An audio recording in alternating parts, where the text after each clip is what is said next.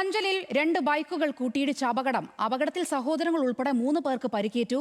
പനച്ചിവിള സ്വദേശികളായ അഭിജിത്ത്, ശ്രീജിത്ത്, ഐല സ്വദേശി ഗോവിന്ദ് എന്നിവർക്കാണ് പരിക്കേറ്റത്. ആദ്യം CCTV ദൃശ്യങ്ങളിലേക്ക്.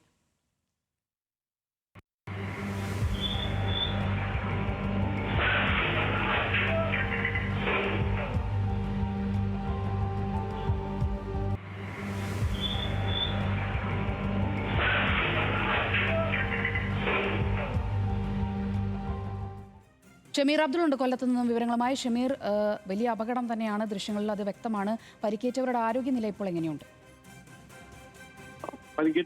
പരിക്കേറ്റവരുടെ ആരോഗ്യനില കുഴപ്പമില്ല. അവർ സുഖം പ്രാപിച്ചു വരുന്നു. കഴിഞ്ഞ ദിവസം പുലർച്ചയോടുകൂടിയാണ് ഈ സംഭവം ഉണ്ടാകുന്നത്. 2 ബൈക്കുകൾ തമ്മിൽ നേരിട്ട് കൂട്ടിയിടിക്കുകയായിരുന്നു.